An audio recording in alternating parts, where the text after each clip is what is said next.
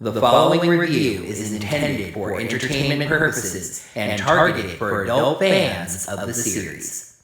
They are working really hard on face portrait accuracy. They didn't own up to any misses, didn't own up to it.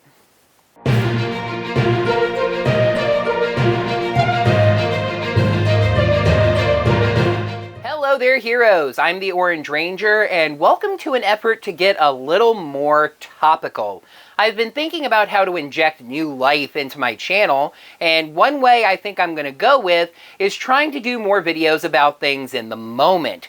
Now, I'm no Ranger Liz. Sure, I posted the Ranger Week in Review a couple of times, but I'm no Ranger Liz. I'm not trying to break the news or anything.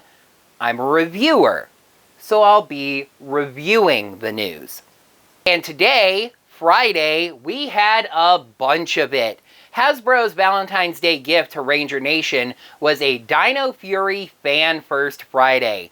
For those of you who might be unfamiliar, Fan First Friday is a thing that Hasbro does where they'll have a live stream on Friday mornings giving updates and headlines on one of their properties. Today was Power Rangers, and we have some pretty major headlines to go over. The show was broken down into 4 sections: General Franchise News, Lightning Collection, Dino Fury Zord Toys, and Dino Fury Show News. So let's break those down one by one, and I'll let you know what I think. The franchise updates were mostly things that we already knew about, save for one fairly major headline, but I'll say that even then, it's something that I had already noticed that they were doing. First off, the Boom Studios Kickstarter for the complete Mighty Morphin Power Rangers comic collection hit its goal and 7 of its stretch goals. That's definitely a good for them moment. I already have all of the individual comics in the compilation and did not feel the need to buy them a second time. It's great for late adopters wanting to get into the comics, but I've never been a late adopter. Dino Thunder Red Ranger, fresh off of his Lightning Collection figure, has been added to the mobile game Power Rangers Legacy Wars and is out now. Connor is the first fighter to have 3 breaker moves in his fight set, so he's a heavy hitter. I wish I could be more excited about that, but Legacy Wars hasn't been able to keep me engaged at all between the chasing for character shards and a fighting system in general that I feel like gets you locked into combos a little too easily. Also in Legacy Wars, Power Pass holders will be able to get the Draken New Dawn helmetless Ranger Slayer suit, which I call the Ranger Slayer Evo 2 suit. This is kind of even less interesting to me. I admit to not knowing very much about the Power Pass, but I know it at least sort of ties in to the VIP paid subscription system, which I definitely have no interest in. We got our first look at the Super 7 Super Cyborg MMPR Dino Megazord, and it's clear. I'm not saying it's clearly good, I'm saying it's literally clear plastic, with the Rangers visible sitting in the Megazord's chest. Of course, I think the Rangers sit in the Megazord's head, but I might be splitting hairs here. That will be available soon. But for traditionalists like me, a colored version will be coming in the summer. We got a first look at 2 of the first wave of the 3.75-inch Reaction Mighty Morphin Power Rangers figures, Red Ranger and Green Ranger. The line will also include Rita Repulsa, Pudgy Pig, a Putty, and the Megazord. These look pretty good, and I have to admit the packaging is excellent, but this is just more Mighty Morphin Power Rangers, and I am not all that interested in Mighty Morphin Power Rangers merchandise to begin with. So let me get one more Mighty Morphin Power Rangers merchandise headline out of the way. They'll also be coming to Super 7's Ultimates line. Okay, time for the first major headline. After Power Rangers mostly left Netflix recently, fans have been wondering what the future was for Power Rangers on streaming. And now we know. Sort of. A little bit. Hasbro announced today that episodes of the Power Rangers franchise are being uploaded to YouTube. Episodes of Dino Charge and Supercharge are being uploaded to the Power Rangers Kids YouTube channel, and this one's a real interesting choice. Mighty Morphin Power Rangers Reversioned is being uploaded to the Power Rangers official YouTube channel. This is the headline I was mentioning where I kind of saw this happening already. I've been noticing episodes here and there popping up on YouTube, giving me a hint that this was happening. They asked for comments on what seasons should be uploaded next, but this all just still feels too weird to me. YouTube feels like far too simplistic a solution. Trust me, I agree with them that it's wonderful for Power Rangers to be available on streaming for free, but that just doesn't feel like the complete answer. I feel like there's another shoe to drop. I just feel like these days you need to be on one of the paid streamers to have your franchise taken a little more seriously. I seriously suspect that this is all tied into CBS All Access becoming Paramount Plus, working in Nickelodeon shows, and etc., etc. Oh, and confirming something that I said when I mentioned the whole Netflix situation last time, that they'll likely always have the current season of the show, Hasbro did confirm that Dino Fury will be coming to Netflix at some point.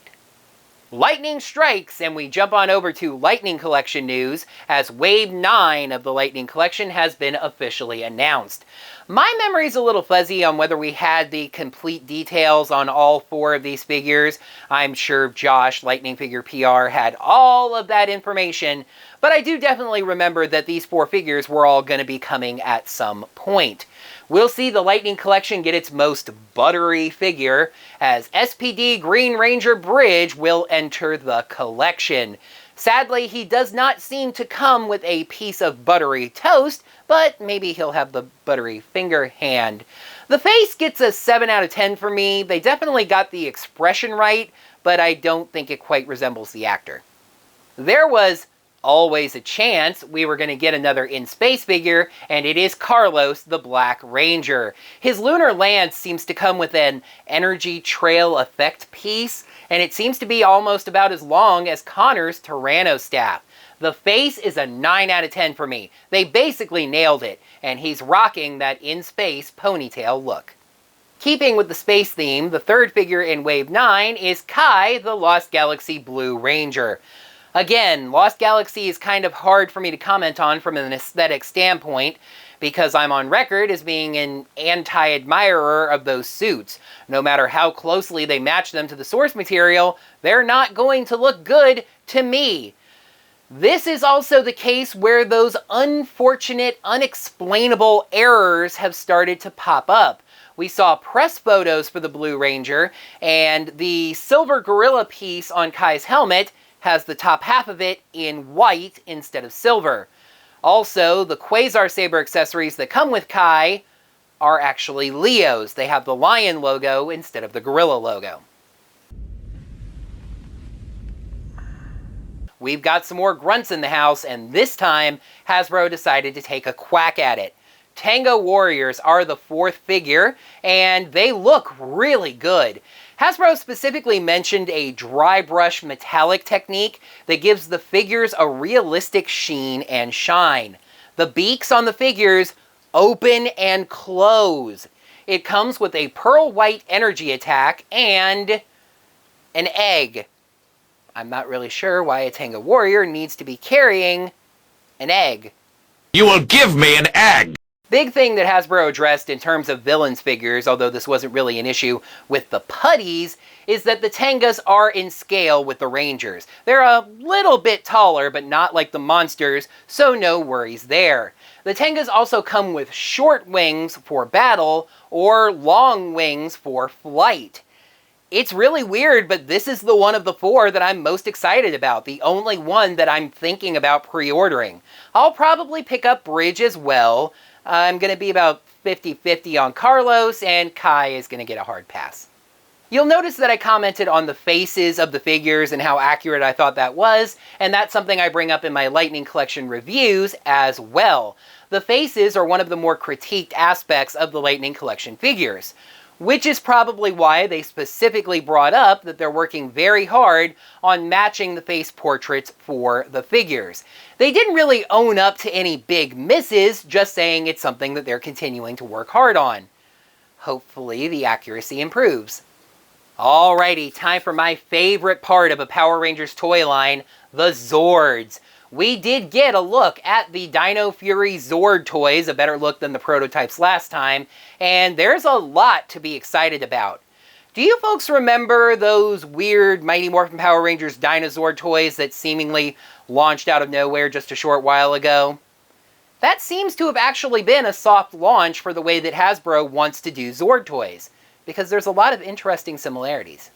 For one thing, the main Dino Fury Zords are going to be released in the same 1+2+2 format that the Mighty Morphin Dino Zords were. Red will of course come by itself, but pink and green will be a pack, and blue and black will be a pack.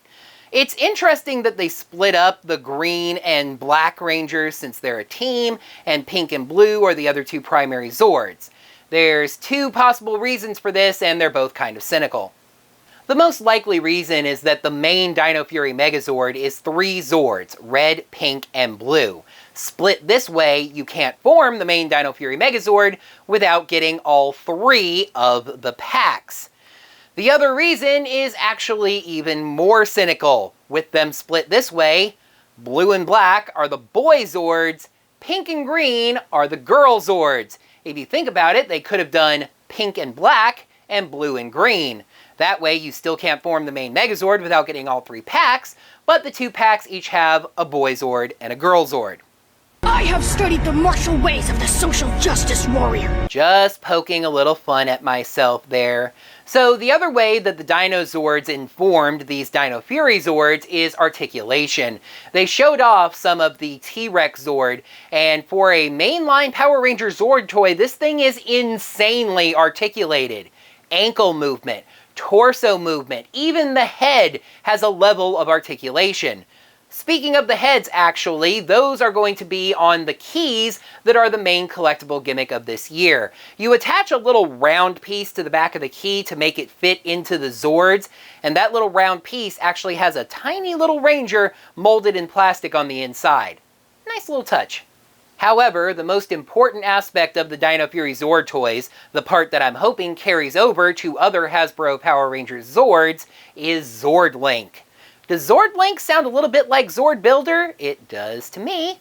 So the Soldier Mecha basically had Lego ports all over them, which allowed parts to very easily move around and create a whole bunch of customization options. Hasbro has adopted a similar system, not literal Lego ports, but some kind of similar port system that allows parts of the Zords to move all around and you can create all kinds of special options. I really strongly hope that Zord Link becomes the new Zord Builder system. I would love to see this go forward in Hasbro Zord toy lines and be able to create combinations from various seasons, just like we did with Zord Builder. I will say that this seems to be a brand new system for Dino Fury, so I doubt there's any compatibility, at least not any intentional compatibility, with these toys and the Beast Morpher Zord toys. There was one major question that needed to be asked about the Zord toy line, and thankfully they did ask and get an answer for it. For the Beast Morpher Zords, they only made the main 5 Zords. There was only one other Zord that they really could have made, the Beast X King Zord, but they whiffed on actually making it.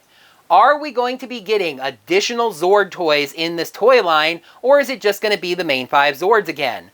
They didn't really want to spoil anything directly upcoming from the show, but they did confirm that yes, we will be getting other Zord toys. There was specific mention of a Mosa Razor Zord, for example. Alright, so how much do these Zords cost? When can we expect to see them on store shelves? Will we be able to pre-order them, like the Lightning Collection figures from Wave 9, which actually the pre-orders opened on Friday at 1 p.m., and I forgot to mention that until this point? We don't know, and no.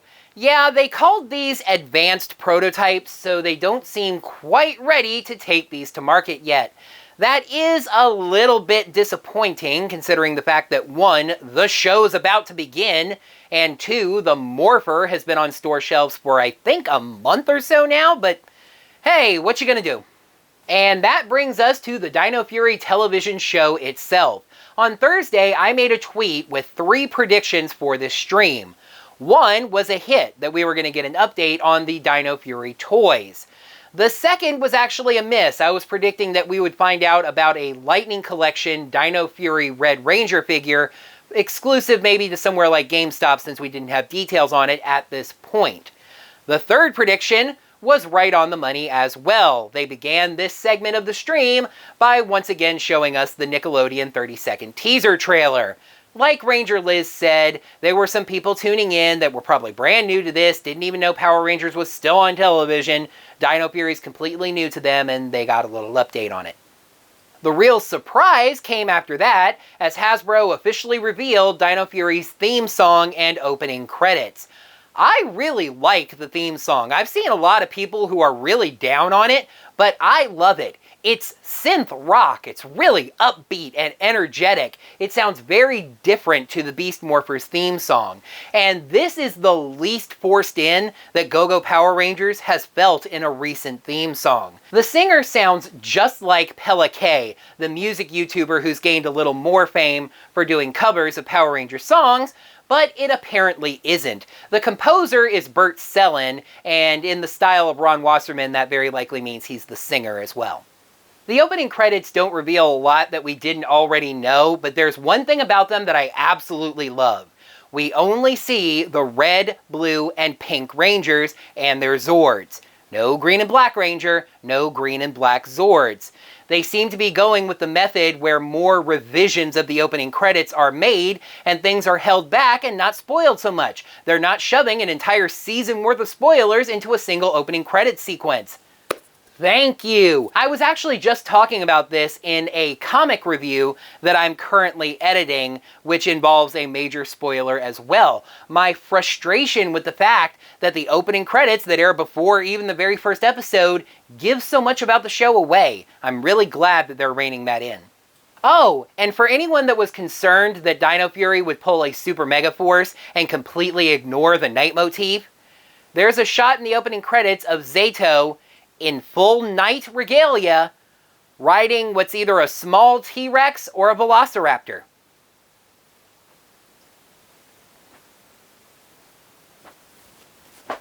I couldn't make this shit up. I couldn't make this shit up if I tried. I'm sad that I lack the talent to make this shit up. And that just about wraps it up. Overall, I think this was a pretty strong Fan First Friday. It didn't feel nearly as we literally knew all of that going in as the last one did.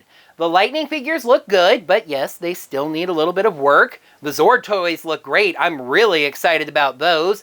Dino Fury seems to be going in good directions, and I'm actually getting more excited for the show to begin. Nicely done, Hasbro! That is going to wrap up my review of Hasbro's Dino Fury Fan First Friday. Thank you heroes so much as always for watching. Down in the comments below, I want to hear what you think about all of this news. What was your favorite headline? What was your least favorite headline? Complaints, things you're really excited about? What do you think of the theme song? Let me know about all of that down in the comments below. While you're down there, make sure you smack the thumbs up button to let me know that you enjoyed this video. I'd really appreciate it if you would subscribe to this channel to see all of my videos. Like I said, I'm trying to work on doing things in a more topical fashion, getting out videos faster that address main headlines and what my thoughts are on them, because I know for some reason a lot of you people care what I think about this sort of stuff, which I actually really do appreciate. So you're also going to want to ring that bell to get your notifications set up so as soon as I post the video, you are notified that it is up. And if you're really into what I do and you'd like to lend some financial support to my channel, there's a couple different ways you can do that. You can lend some direct financial support by checking me out on Patreon or Ko-fi at Orange Ranger Videos. And I also have a Teespring store with logos of my channel on various types of merchandise. Check that out at teespring.com/stores/Orange Ranger Videos. I'm always a little shaky on the URL, but go to Teespring, search for Orange Ranger Videos, and you will find my gear. And as a matter of fact, there should be some of it listed right below the video. Until next time, heroes, may the power protect you. Evolution, revolution, mighty Rangers, rise! A Fan First Friday for Power Rangers Dino Fury. Sure was. For anyone unfamiliar, now you understand. General franchise news, Dino Lightning Collection. Dino Thunder Red Ranger, fresh off of his Lightning Collection figure, has been... Also in Legacy Wars, Power Pass holders will be able to get the Ranger Slayer we got our very first look at the Mighty Morphin Power Rangers Super 7 Super Cyborg Mega... Blah, blah, blah. Okay, time for the first major headline. After Power Rangers mostly left Netflix... They asked for comments on what seasons should be uploaded next, but this all still... It's almost as long, maybe longer than Connor's, and it seems to be just about as long as Connor's piano staff. I really didn't like those suits, so it's not gonna do much for me. I'm getting really angry. Keeping with the space theme, the third figure in that gives its feathers a realistic sheen to it. They are slightly taller than the Rangers, but not like the monsters, so no worries there. One important thing that Hasbro addressed in terms of villains figures is that I don't know. I actually just mentioned this in a credit review that... and that just about wraps it up.